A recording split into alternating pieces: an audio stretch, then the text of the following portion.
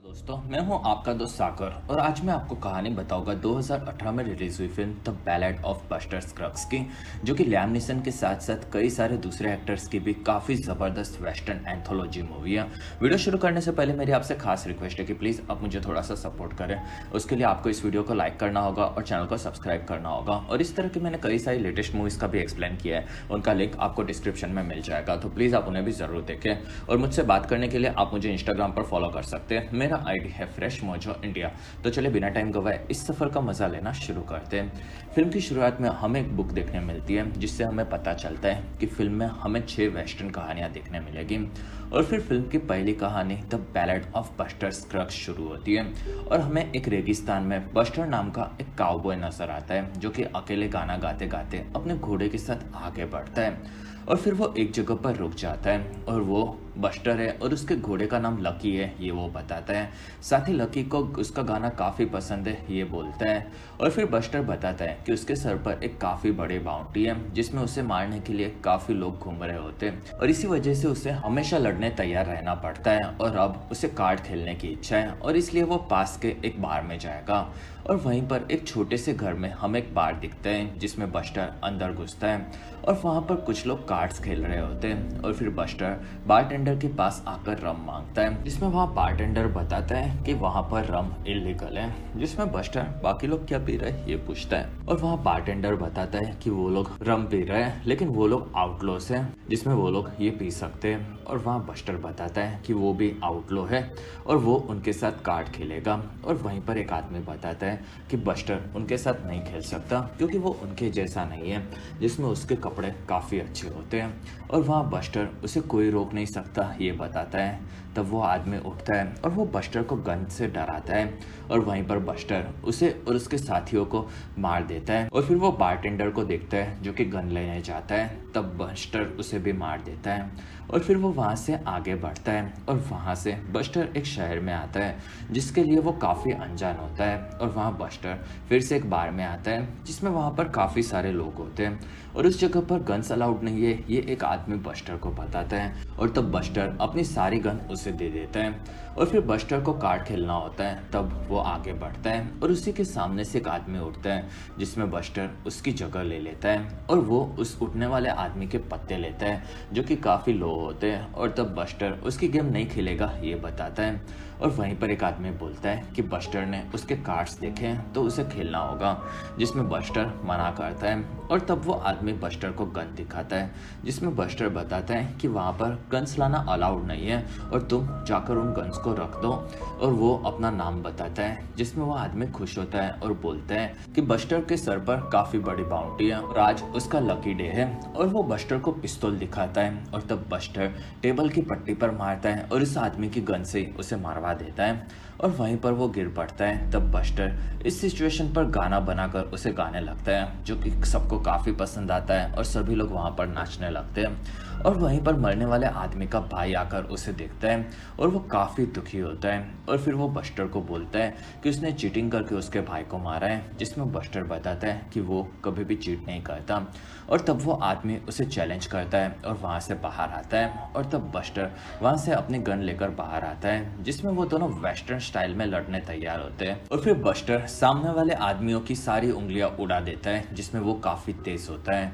और वो आदमी दूसरे हाथ से गन लेने जाता है। और तब बस्टर एक मिरर निकालकर उससे निशाना लगाता है और वो वहीं पर उसे मार देता है, जिसमें बस्टर उसे देखता है। और वहीं पर और एक काउबॉय आते हुए दिखता है और वो बस्टर के पास आता है और वो उसे बताता है कि वो उसके बाउंड्री लेने आया है, जिसमें बस्टर खुश हो जाता है। और फिर वो बताता है कि आजकल के नौजवान खुद को साबित करने के लिए बार बार उसके सामने आ जाते हैं। और फिर दोनों लड़ने तैयार होते हैं और वहाँ बस्टर घूमता है और वहीं पर वो आदमी एक गोली चलाता है, जिसमें बस्टर अपने हैट निकाल कर देखता है और उसमें काफ़ी बड़ा होल होता है और उसके सर के बीचों बीच गोली लगी होती है और वहीं पर बस्टर मारा जाता है। और फिर वो आदमी गाना गाते गाते आगे निकलता है और बस्टर की आत्मा भी निकलती है और वो गाते गाते स्वर्ग की तरफ जाती है, जिसमें दोनों अपनी मंजिल की तरफ आगे बढ़ते हैं। और इसी के साथ ये काफ़ी बेहतरीन कहानी खत्म होती है।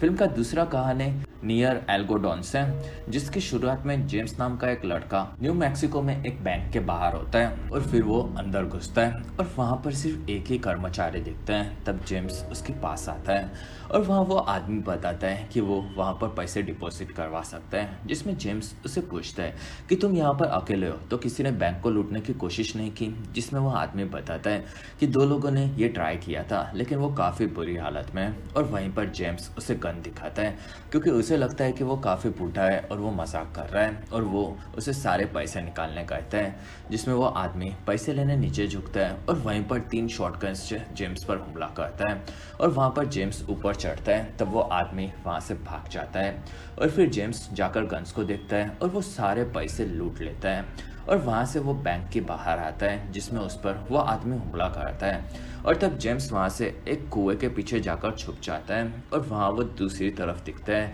जिसमें वो आदमी आगे बढ़ता है और उसने अपने शरीर पर काफ़ी सारे बर्तन लगा दिए होते हैं, जिसमें जेम्स उस पर गोलियां चलाता है लेकिन वो हर गोली से बच जाता है और फिर वो आगे बढ़ता है और जेम्स के पास आकर वो उसे गन से मारकर बेहोश कर देता है। कुछ देर के बाद जेम्स एक फांसी के फंडे से लटका हुआ उठता है और वहाँ ये काम ऑफिसर्स ने किया होता है, जिसमें वो बताते हैं कि जेम्स ने बैंक में चोरी करने की कोशिश की थी और यही उसकी सजा है। और वहाँ जेम्स को वो लोग उसकी आखिरी इच्छा पूछते हैं, जिसमें जेम्स बताता है कि वो बैंक का कर्मचारी ने खुद पर बर्तन लगा दिए थे और उसकी फाइट में उसने चीट किया था, जिसमें पुलिस वाले हाँ बोलते हैं। और वहीं पर एक आदमी को तीर लगता है और वहाँ काफ़ी सारे आदिवासी आकर पुलिस वालों को मारने लगते और देखते ही देखते साले पुलिस वाले मारे जाते हैं और वहाँ जेम्स भी डरा हुआ होता है और वहाँ एक आदिवासी जेम्स को देखता है और फिर वो लोग वहाँ से हंसकर निकल जाते हैं, जिसमें जेम्स के साथ साथ उसका घोड़ा भी डरा हुआ होता है। और फिर धीरे धीरे खाने के लिए घोड़ा आगे बढ़ता है और इस चीज से जेम्स की हालत खराब हो रही होती है, जिसमें उसे दूर से एक आदमी अपने जानवरों को खिलाते हुए निकलते दिखता है और तब जेम्स उसे बुलाता है और वो आदमी उसके पास आकर जेम्स को आज़ाद करा देता है और फिर वो जेम्स को बताता है कि ये उसका डेली का काम है और उसे इस काम में एक आदमी की ज़रूरत है।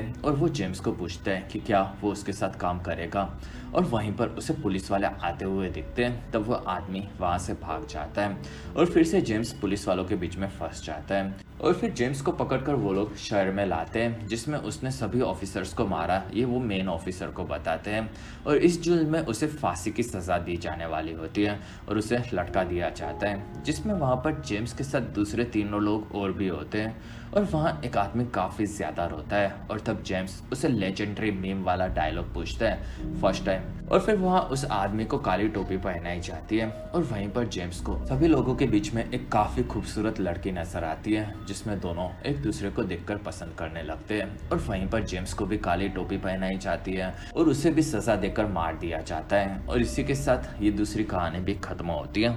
और फिर फिल्म का तीसरा कहानी मील टिकट शुरू होता है, जिसमें घोड़ा गाड़ी पर हमें इम्प्रेसियो नाम का एक आदमी एक गांव में आता हुआ नजर आता है और फिर वो पूरे गांव में अपने ड्रामा के पोस्टर लगाता है और वो शाम को तैयारी करता है, जिसमें उसने गाड़ी के पीछे ही एक सेट तैयार किया होता है और फिर शाम होती है और गाँव में से सभी लोग वहाँ पर ड्रामा देखने आते हैं और तब वहाँ इम्प्रेसियो ड्रामा शुरू करता है और गाड़ी में से हैरी नाम का एक बिना हाथ पैर वाला लड़का निकलता है और वहीं पर वो सभी लोगों को देखता है और फिर वो कहानियाँ सुनाता है, जिसमें वो कैन और एबल, शेक्सपियर और अब्राहम लिंकन की कहानियाँ सुनाता है और उसकी कहानियों को सभी लोग काफ़ी ध्यान से सुनते हैं और फिर वो कहानियाँ खत्म होती है और तब सभी लोग तालियां बजाते हैं और वहाँ इम्प्रेसियो जाकर सबसे पैसे मांगता है, जिसमें कुछ लोग पैसे देते हैं और फिर वहाँ हैरी ड्रामा को खत्म अनाउंस करता है और फिर रात को इम्प्रेसियो हैरी को खाना खिलाता है, जिसमें दोनों का यही काम होता है। और धीरे धीरे विंटर आता है और इस दौरान लोगों के पास पैसों की कमी होती है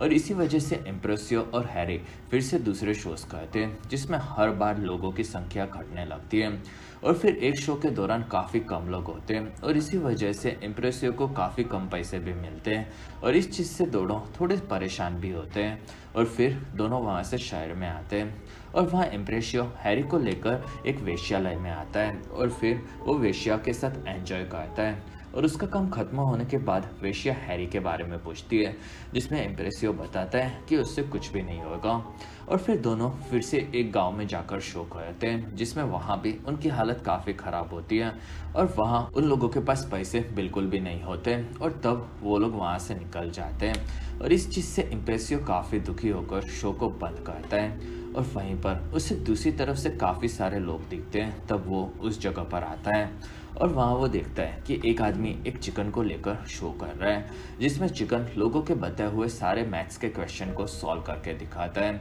और इस चीज़ से उस आदमी को काफ़ी ज़्यादा फायदा भी होता है और वो सभी लोग चिकन के काफ़ी दीवाने होते हैं। और तभी ही इम्प्रेसियो को एक आइडिया आता है और फिर शो के बाद इम्प्रेसियो उस आदमी के पास जाकर उस चिकन को खरीद लेता है और फिर इम्प्रेसियो उसे लेकर निकलता है, जिसमें अब इम्प्रेसियो के पास वो चिकन और हैरी दोनों होते हैं। और इस चीज़ से हैरी थोड़ा सा परेशान होता है और फिर वो लोग वहाँ से दूसरे गांव की तरफ बढ़ रहे होते हैं। और तभी इम्प्रेसियो एक पुल के पास गाड़ी रोकता है और वहाँ से एक नदी भी बहती है, जिसमें इम्प्रेसियो वहाँ एक पत्थर उठाकर नदी में फेंकता है, जिसमें वो काफ़ी गहरी होती है। और फिर इम्प्रेसियो हैरी के पास आता है, जिसमें हैरी समझ जाता है कि उसके साथ क्या होने वाला है। कुछ देर के बाद इम्प्रेसियो आगे बढ़ता है और इस बार उसकी गाड़ी में सिर्फ हमें चिकन नजर आता है और इसी के साथ ये कहानी भी खत्म होती है। और फिर फिल्म का चौथा कहानी ऑल गोल्ड कैनन शुरू होती है, जिसमें सबसे पहले हमें काफ़ी खूबसूरत जगह देखने मिलती है और वहाँ की पहाड़ियों के बीच में से एक छोटी सी नदी भी बहती है और वहीं पर टॉम नाम का एक आदमी अपने सामान लेकर आता है और वो उस जगह को देखता है और फिर वहाँ से वो नदी के पास आता है और वहाँ पर आकर पानी पीता है, जिसमें उसे उस जगह पर कुछ होने की उम्मीद होती है। और तब वहाँ पर वो एक जगह पर खुदाई करके मिट्टी निकालता है और फिर वो उसे पानी में साफ करता है, जिसमें उसे सोने के काफी छोटे छोटे टुकड़े मिलते हैं और वहाँ टॉम उसे बहा देता है और फिर से वो खुदाई के काम में लग जाता है और आसपास की जगह की वो मिट्टी चेक करता है, जिसमें उसे छोटे छोटे टुकड़े मिलने लगते हैं और टॉम ये काम पूरा दिन करता है। और फिर रात को टॉम खाना खाकर सो जाता है और अगले दिन टॉम मछली पकड़ता है, जिसमें उसे वहीं पर पंछी दिखते हैं। तब वो पेड़ पर चढ़ जाता है और घोंसले के पास आता है और वहां से वो एक अंडा चुरा लेता है और फिर टॉम ऑमलेट और मछली खाता है और फिर से वो टॉम काम में लग जाता है और उसे कई सारे सोने के छोटे छोटे टुकड़े मिलते हैं, जिसमें एक बार उसे काफी सारे टुकड़े मिलते हैं और तब टॉम खुश हो जाता है और फिर उस जगह पर वो खोदना शुरू करता है, जिसमें वो काफी ज्यादा खुदाई करता है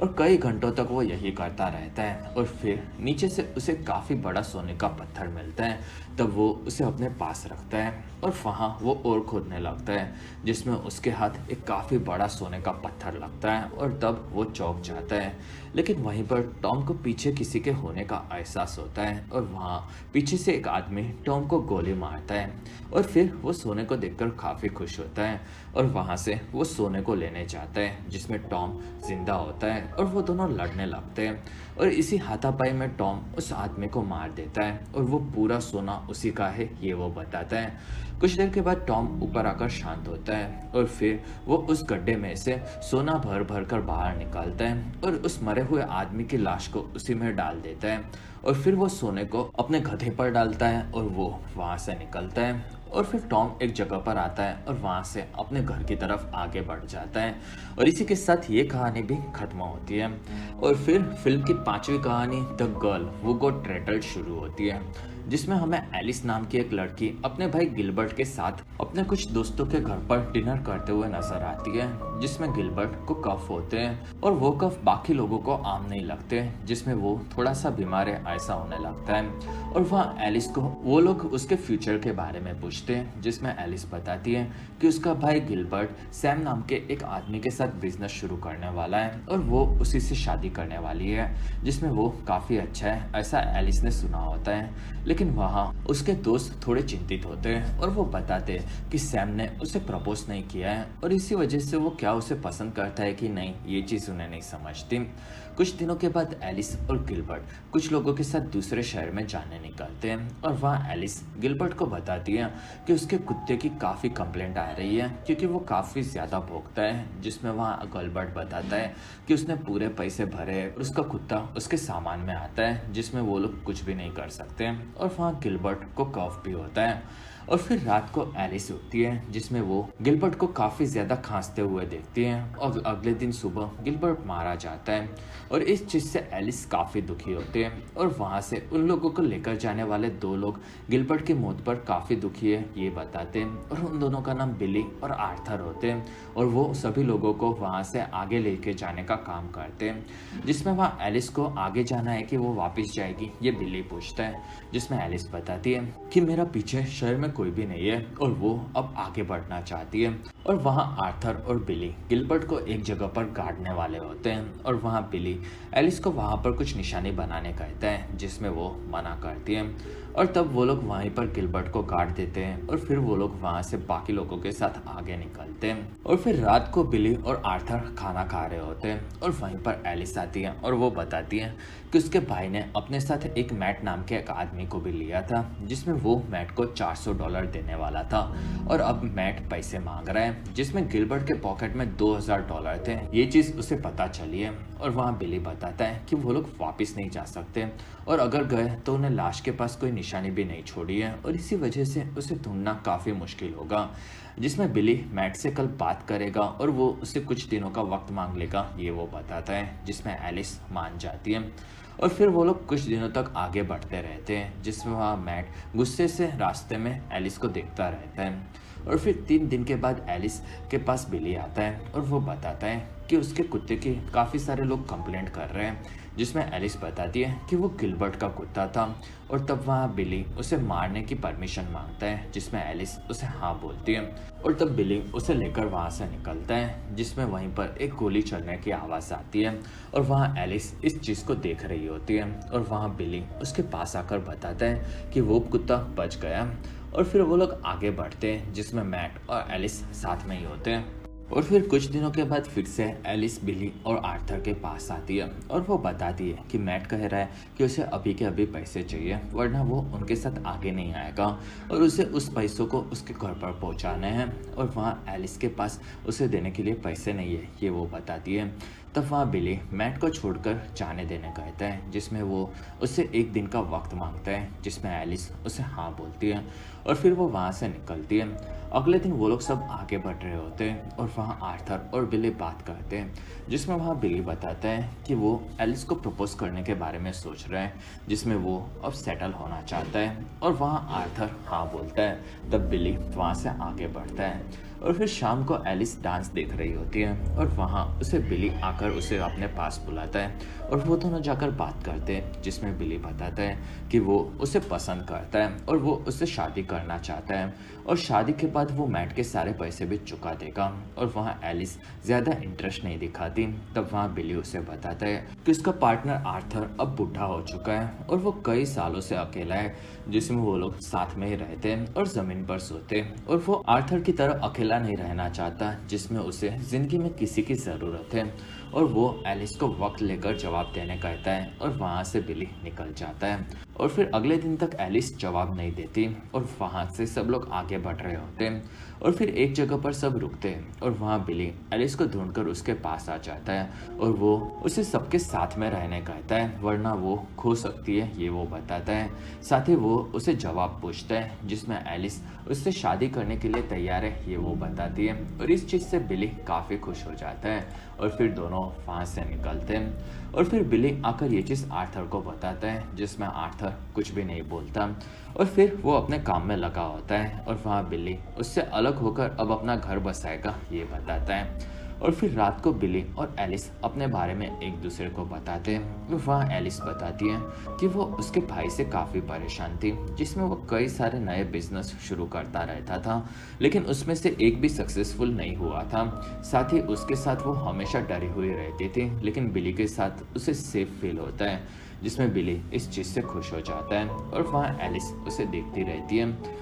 अगले दिन सभी लोग आगे बढ़ रहे होते हैं और वहाँ बिली और आर्थर रास्ता देखते हैं और फिर वहाँ आर्थर देखता है कि वहाँ से एलिस गायब है तब वहाँ मैट उसे बताता है कि वो दूसरी तरफ गई है और वहाँ आर्थर डर जाता है और वो उस तरफ भागता है जिसमें आर्थर को कुत्ते की भौंकने की आवाज़ आती है तब वो उस तरफ जाता है और वहीं पर आर्थर को एलिस दिखती है। तब आर्थर उसके पास आता है। असल में एलिस को वहाँ पर उसके भाई का कुत्ता मिल गया था और वो उसके साथ खेल रही होती है और वहाँ आर्थर डर जाता है और वो एलिस को नीचे उतरकर छुप जाने कहता है और वो फिर एलिस को एक आदिवासी दिखाता है और फिर आर्थर उसे पीस का साइन दिखाता है जिसमें वो आदिवासी रिस्पॉन्ड नहीं करता। तब एलिस को आर्थर तैयार होने कहता है जिसमें वहाँ पर काफ़ी सारे आदिवासी आगे बढ़ रहे होते हैं और वहाँ एलिस को आर्थर छुपाता है और फिर वो उसे एक पिस्तौल देता है और अगर उसे कुछ भी हुआ तो वो उसे खुद की जान ले लेने कहता है क्योंकि वो आदिवासी काफ़ी खतरनाक और बुरे होते हैं और वो लोग एलिस के साथ कुछ भी कर सकते हैं ये वो बताता है